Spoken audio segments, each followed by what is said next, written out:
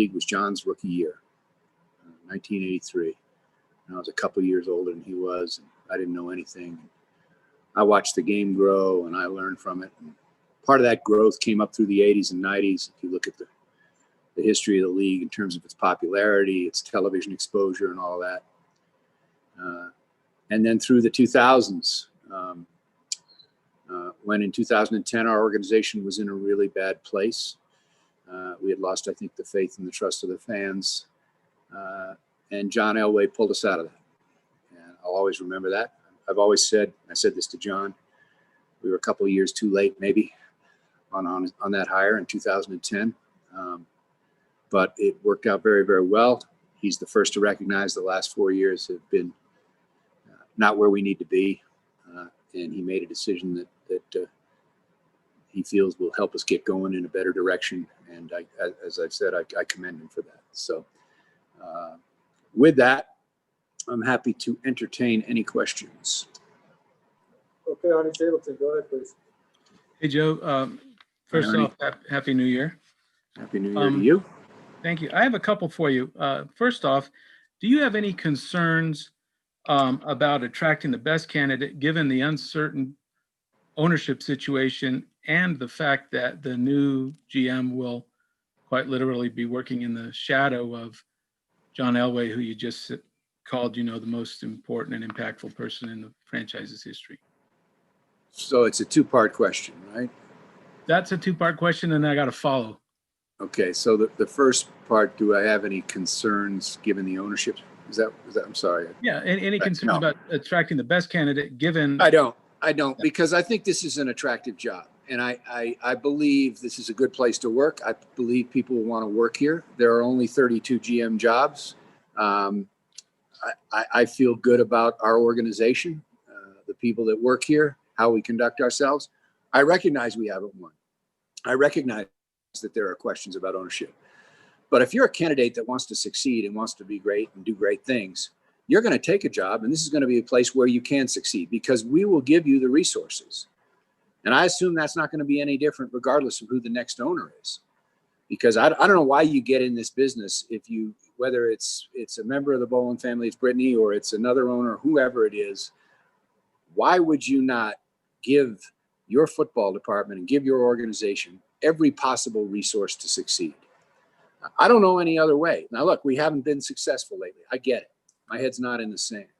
But we certainly have the resources. That's not an excuse. And we'll make that clear to every candidate. As for being under the shadow of John, I don't worry about that. John Elway, I've had a lot of discussions with John Elway over these 10 years about where our organization stands and how we are, how we're performing.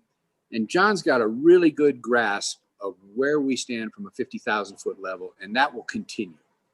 And I know that he won't meddle, he won't get in the way. He's made it very clear to you. He'll make it very clear to every candidate. The responsibility of the 53-man roster and picking the players and being the general manager and all of the decisions that come with that will be that person that we choose. I will say that, they will report up through John. I want that to happen. I think that makes some sense because John's football acumen is while we have, I know people question some of the performance of a team, and that reflects on John. I believe he knows what it takes to win. I believe he knows what needs to happen to make our team better at a big level, but he's going to let the decisions lie in the hands of the new general manager, Vic, and others. So I'm not at all worried that he casts a big shadow over this next person. Yeah. All right, Joe. And then the second question I had for you was, John kind of hinted yesterday, he's entering the final year of his contract, so this is for 2021. But he said, it's something he figures he'd like to stay on board with. From your perspective, is this kind of a wait and see how it goes, and then maybe talk about an extension in that same role later on in the year, if it comes to that, or what's kind of your? Yeah, I'm looking at this very short term right now, and I haven't thought much past that. I know John will always be a part of the Denver Broncos, Arnie. He has spent his whole life here since the day he left Stanford. And this community, I shouldn't speak for him, but I know this community means a lot to him. I know the Broncos mean a lot to him. And he will always be a Denver Bronco, and he will always want to be a part of it in some form or fashion. I don't know what that is today. I don't think John really knows what it is today. We'll talk through that. But for now, our eyes are laser focused on bringing in the right general manager and, turn a corner and go in a new direction in some respects that'll help us get better. Thanks. Next one, Ryan Howard. Hey, Joe, got a couple for you. First up, will Brittany be involved in the GM search at all? She'll be involved in a periphery way. I've asked her to do some background and research work on that. We're going to, cast a look at a lot of candidates. I think it makes sense to interview multiple candidates. She won't be involved in the interview process directly on the screen, but she's going to do some background work, and myself and Patrick and some others that will keep her informed and have conversations, because I want her to understand how the process and how it works. But we're going to limit the number of people, and I talked to her about this, that'll participate in the interview process, the direct interview process at this time. And a couple for about ownership, specifically putting the team up for sale before the summer's trial. Have you or the trustees considered a court order and permission from the judge to start that process, particularly because Beth Boland has said that the sale of the team would lead to a resolution of that trial? Well, I think the way to answer that is the trial has to take place, or the claims have to go away before the team would be sold. We haven't made that decision, Ryan, but we're basically just focused on getting through this trial and validating the trust, which validates us, 3 trustees, to make a decision whether to keep it in the family and name a child or sell the team. And, we're not putting the cart before the horse here. We're gonna, this case is in front of Judge Scipione, and we have to determine, and we're ready to go to court. I wish we could have done it earlier. It would have been better for a lot of people, but we're ready to go to court in July and get it resolved. And we're confident we'll prevail, and that the trust will stand up, and we'll be able to make a decision soon thereafter. Yeah, and then one follow-up, Joe. The league mandate established in November about the controlling owner having the vote. Does that put you under a time crunch, or as Goodell said, you guys can wait on that until after the trial? Did Goodell say that? I didn't hear him. No, say that. Has he told you that? Oh, okay. He hasn't really talked about it. I have under his authority and the authority blessed by the finance committee, the ability to do this through 2022, March of 22, I think. And so we are in litigation. I think other owners that I've spoken to, as well as Roger, recognize that that's, slowing things down a little bit in terms of a decision-making process. But I know the league will want us to reach resolution as soon as we can. But the trial's going to have to happen first. And it's going to have to verify and validate our Pat's trust and our ability to execute it. Thanks. Next one, Jeff Legwell. Hey, Jeff, you're on mute. Oh, I got it. There you go, man. I'm a little slow on the draw, but Joe, I'm curious as to the search for the GM. It's been a while since you had to do this. Do you have a framework of candidates you like, cap, personnel, a mix, or what is your goal for what kind of individual you want on the job? Yeah, the skill set, you're sort of asking what kind of skill set are you looking for is the way I interpret your question. And it's a lot of things today, Jeff. It's not just evaluating players. It's managing a staff. It's setting a structure and a plan in place organizationally that the coach adheres to. I think one thing that's very important is player evaluation, and doing that in concert with the coach, so that the coach and the general manager have an understanding about what kind of players the coach needs, the team needs to be successful, from the first player on the roster to the 53rd player on the roster. All of those decisions are important, and I know John is looking for that, and I will be as well during this process. That's a critical component. To be able to work with Vic and understand what Vic needs and how the players that Vic needs to be successful is a better way of putting it, I think. And that more than anything is critical. Next one, Mike Bliss.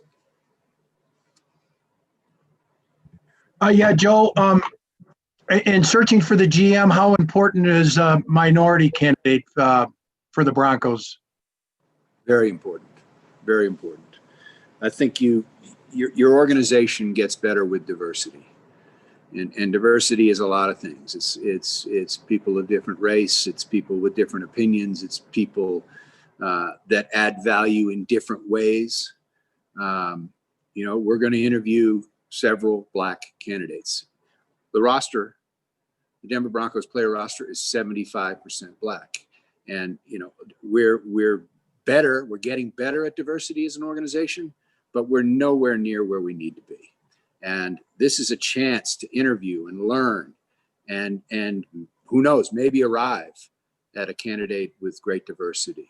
And so I think it's important. And even whoever is chosen, it has to go beyond that as well. I think that's a key point. And a lot of us here, Nancy Svoboda, our chief HR person, Brittany has been a driving force in getting an initiative ready to on diversity. And I it's just critical to our organization because the thing about it, it makes us better in so many different ways. And, we've got to recognize that, and we've got to improve, in that area for sure. Next one, Eric Delala. Hey, Joe, a couple for you. Hey. The first is if you have any update on if events are going to return to the stadium this spring and summer, and if there's any early hopes about a more normal capacity for games next season. The answer is I really don't know. I wish I did, and our whole stadium staff wishes they knew. I think some events are set or slotted, but there's no confirmation today. We still don't know where COVID will be. We still don't know where the vaccinations will be. And so for me to predict or forecast, I think would be irresponsible. The word everybody uses is hopeful. I'm hopeful for all of us that instead of me sitting in this empty auditorium, you guys will be here someday. And we can chat in person and not on this screen. But for now, we just don't know when that day is. And I can't predict. I'm optimistic that we'll be back to, maybe a full capacity of fans in August. But for me to tell you that that's going to happen, I just don't know that. And that's part of the complexity of where we are and the anxiety that's created because of that. Nobody really knows what the future holds. But you do have to be optimistic. You do have a vaccine. You do have people taking it. Rich Slivka, our fellow trustee over the age of 70, he got in line and he's up. He got his vaccine on Monday. And I don't know if anybody else on the screen is in line. I don't think you're old enough yet. But having said that, it's not something you really know until it's sort of almost day by day, week by week. Then it turns into month by month. I do think things will improve. I think we'll have fans back in the stands. I do know this. Fans are itching to get back to the stands. And they may have a short window on our lack of success over the past 3 years, and they may let us know that when they get back in the stands, and I understand that. But they want to come watch us play. They do. And I'm in that category. I want to see fans in the stands. I want to go to games. I can't go to the Pepsi Center this winter. None of us can. I think everyone's itching to see live events. So I'm hopeful that we can get there. It's kind of a long-winded answer, but. And then just to follow up on Brittany's role, just curious how she handled her responsibilities with the COVID plan, and maybe how that's impacted how you view her future here. Yeah, well, let me just say this. I think March 11th, I don't know if I have the date right. The NBA player came down with COVID, and the sports world grind basically to an immediate halt in so many ways. And Brittany was working on several initiatives at the time, and I remember calling her up and I said, "You're in charge of the COVID task force." And she said, "What the hell does that mean?" And I said, "Well, you're gonna orchestrate this for the organization, policies, procedures, protocols, work in concert with the league, because we got to play this season. And right now, We got all kinds of games canceled. Who knows what's going to happen in the next 6 months, but we got to begin to prepare so that we can get in every single game and play a full season and see where we go. And she took it on. We had 13, I don't know if I got the number right. I think I do. 13 of our top executives, from myself, John Elway, on down.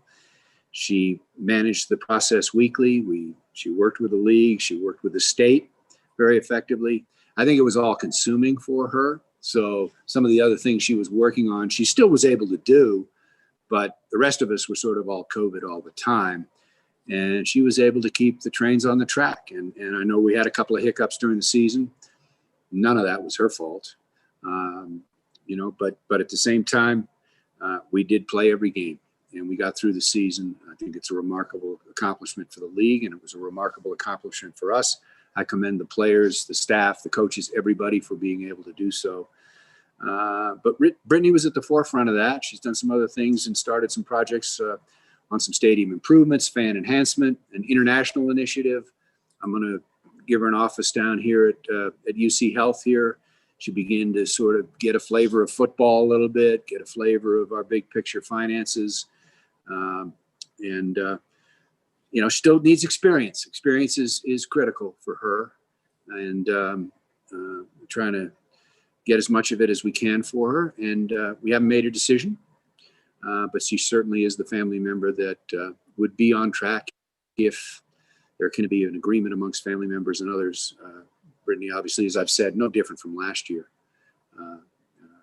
would be the person to be chosen if it would be a family member. And again, we haven't made that decision today. Thanks, Mark. Hey, Joe. I have two questions. Instead of a two-parter, I'll ask one and then I'll ask a follow-up. In your salute to John Elway, you said, hey, and 10 years ago, you feel like this team had lost the faith and trust of fans. And John, got that faith and trust back and got a Super Bowl victory. Compare 2020 to 2010. Do you feel like you've lost the faith and trust of fans, or how do you compare the two situations now and then? I wouldn't compare them apples to apples. I think this is just more real frustration and anger with losing. But I think we have made some strides to bring in some good young players. We've got to get better. We got to get deeper on the roster. We've got to coach better. I've talked to Vic. Everybody knows that. We've got to improve things. But, Vic and his staff are coming back. It's a good coaching staff. I believe that. John believes that. There's some stability for the players, knowing who their coach is going into next season. Again, I don't know that we'll be able to have an off season, Mark, but if we can have an off season where we get them in the building, despite what some people around the country and say about how things may have changed and you can do things differently, be very important for us to have that as an organization with the same coaches for the players. I think that'll give us a chance to be more successful.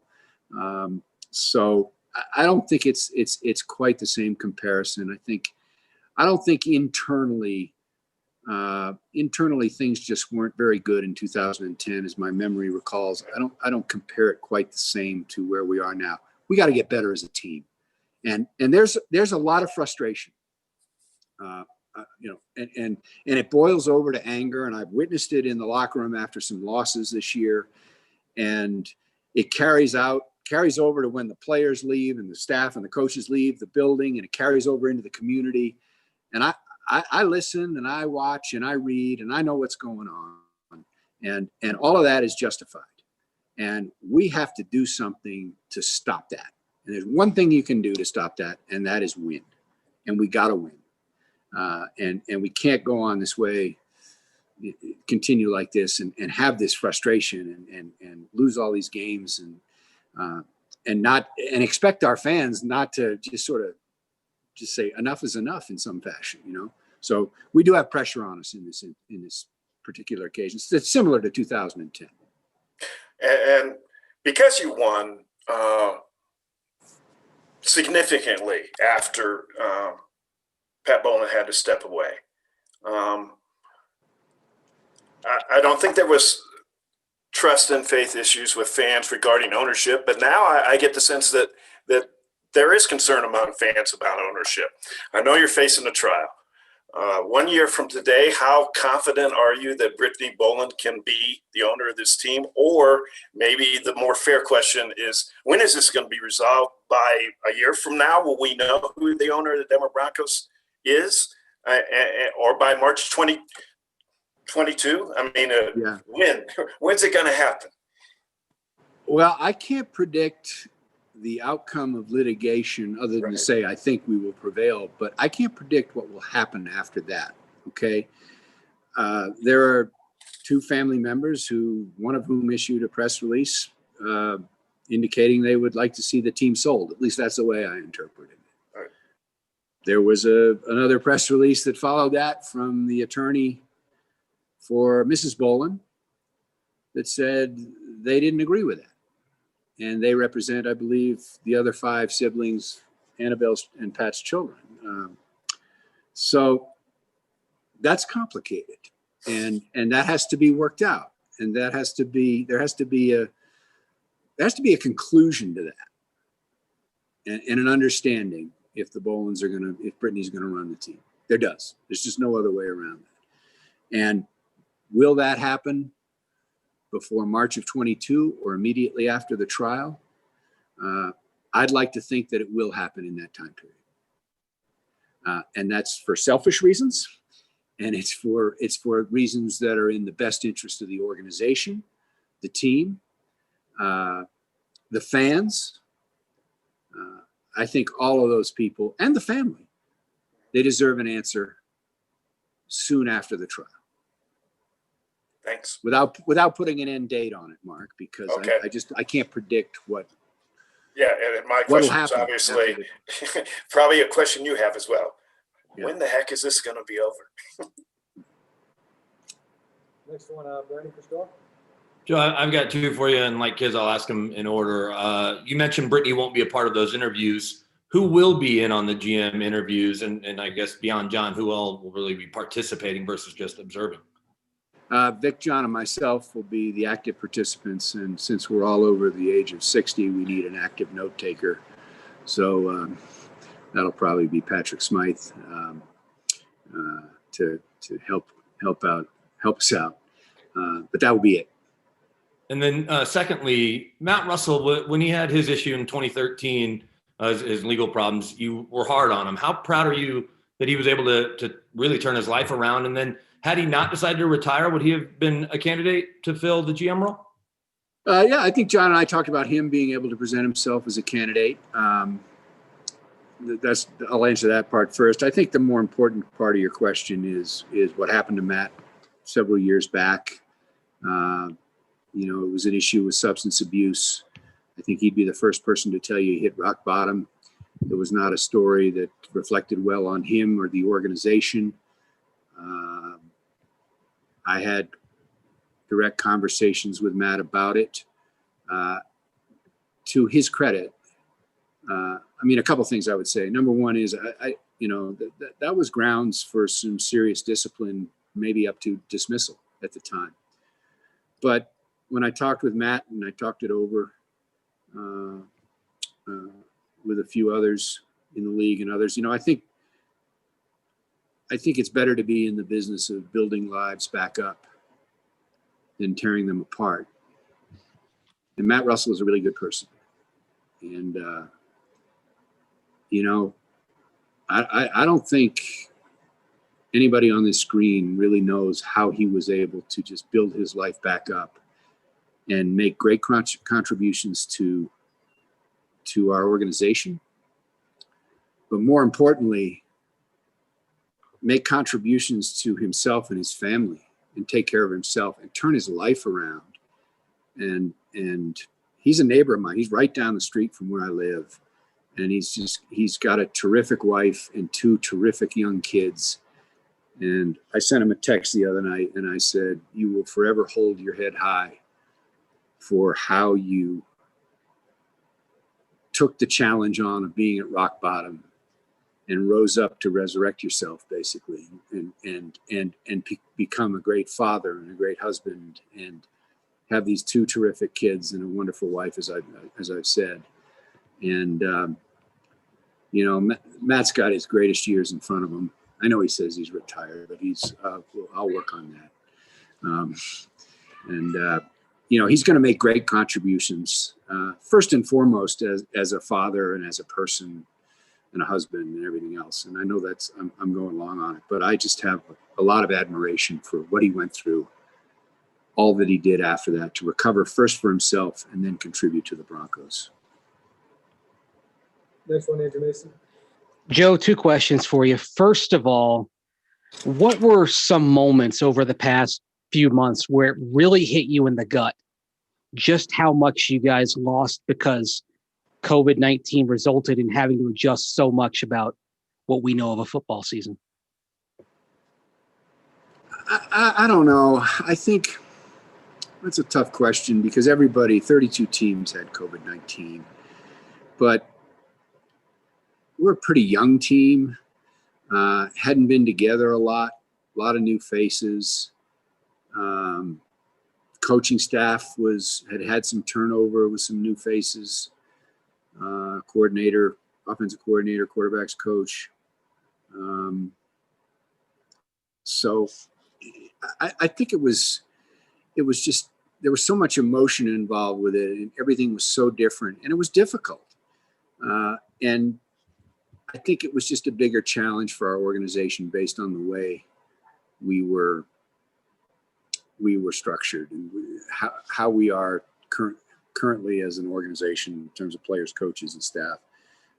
It was difficult, but they fought through it. We played the games. We had some very, very frustrating defeats. We had a lot of injuries. I think there were times, I'm sure, when players and coaches were deflated and some coaches got sick and a lot of players very concerned about their own well-being, the well-being of their families, their futures. So Andrew, I don't have any specific moments. I just think in a lot of ways, given the makeup of our team, COVID was extremely challenging. I'm proud of the way we responded and got through the season as we did. But I do think it had an effect on our players, our coaches, our entire organization for sure. Okay. And second, obviously there was the financial hit from losing fans in the stands all year. How did the organization adjust and account for that in 2020? And what's the outlook moving forward? Well, we had a significant downturn in revenues, but we were prepared for it. And I commend the work of our chief financial officer, Justin Webster, who every month I meet with and go over the financials. And we actually were in a pretty good position to be able to handle this. I won't say the same thing to you if I'm on a screen next year. If we go through this the way we went through it this year, that will be a big challenge for us. Although I do think we can get through it. I do.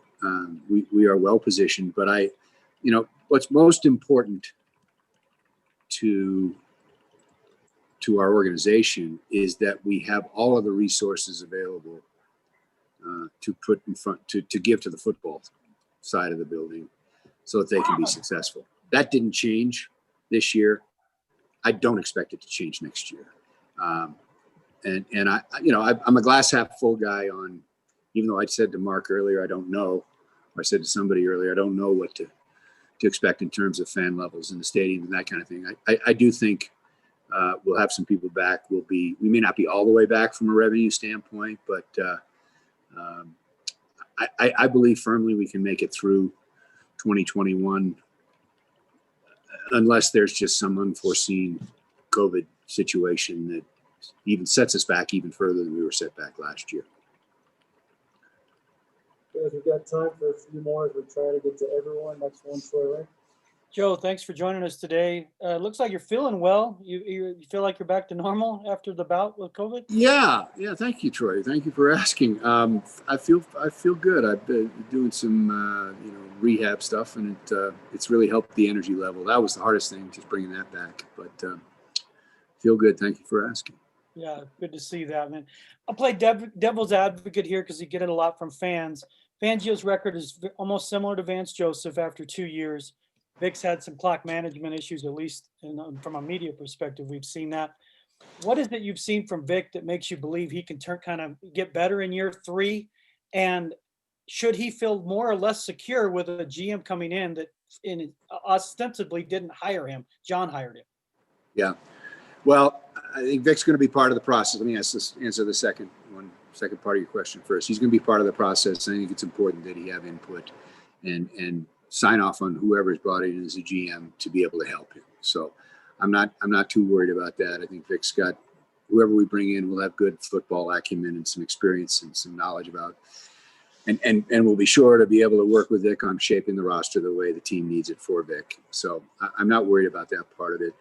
In terms of, the lack of success and some of the things you pointed out on the field, Vic knows he's got to improve. I do believe, Troy, that he has great ability to teach players how to win and put them in a position to, through game planning and everything else, where they can be successful.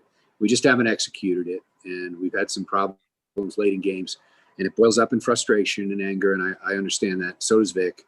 And we got to improve there. We have to win. We've got to get better. But I do think he's a good football coach. I think the staff is good. I think they're experienced.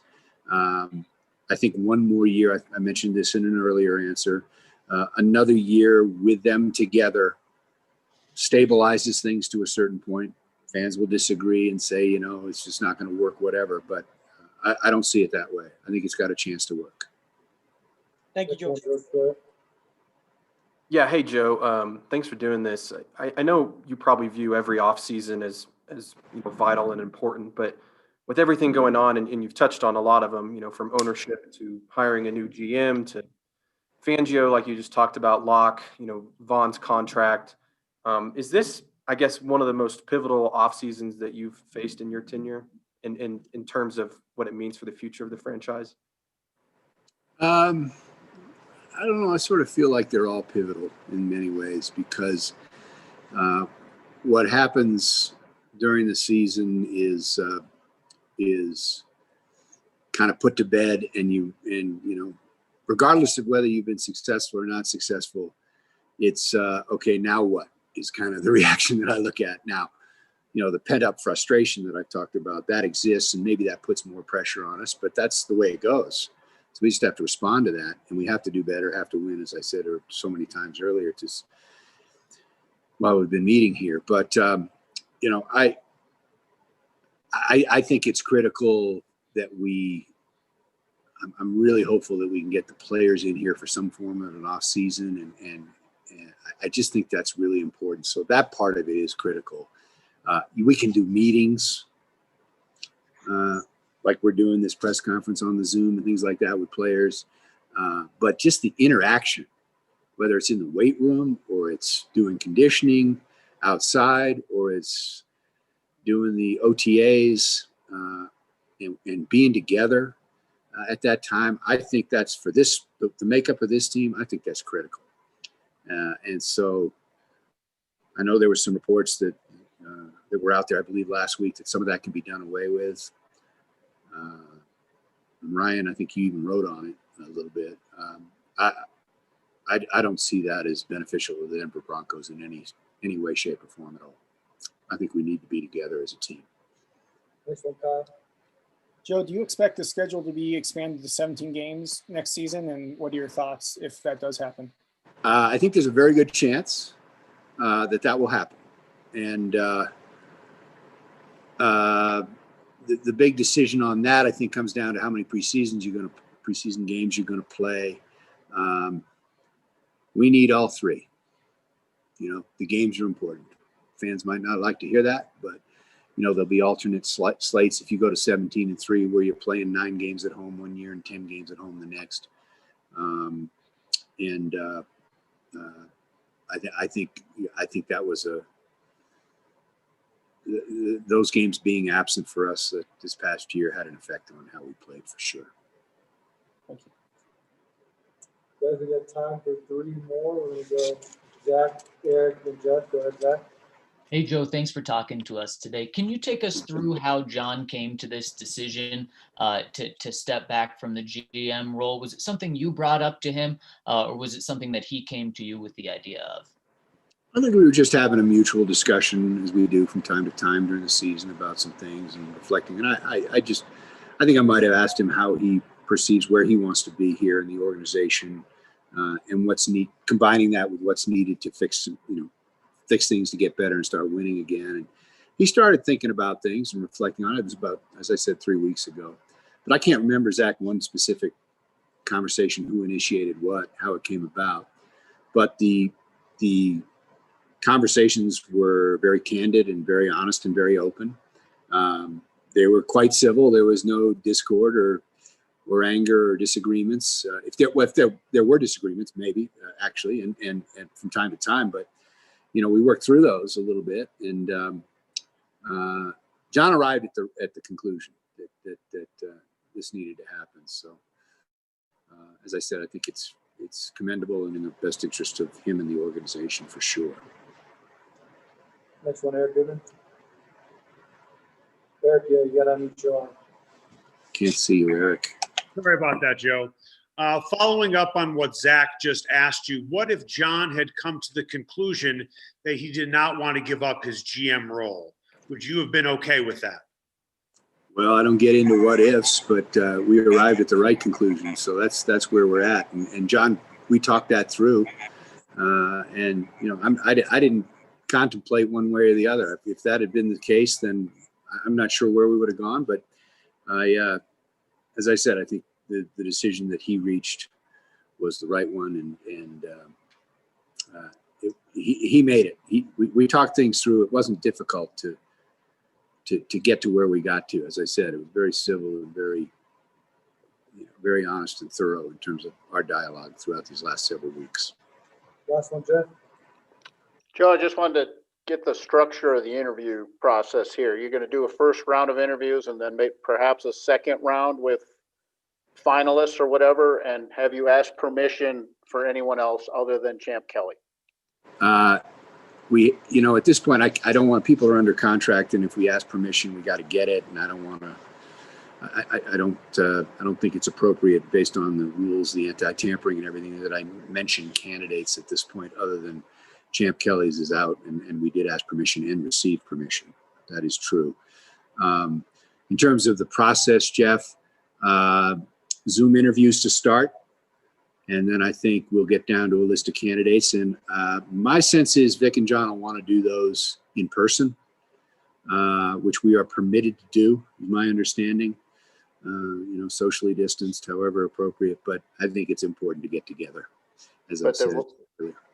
There will be some kind of COVID restrictions on how you do in-person interviews, in mask, in a certain day. I think so. I got to go back and read, but I believe so. There was a 4-page memo that we got on how to conduct interviews in a COVID environment, and I'm the first to tell you that I lost attention after a couple of paragraphs, so I better go back and read the entire thing and make sure that we do that. And I'll get some help on making sure that we follow those protocols in case I misunderstand anything.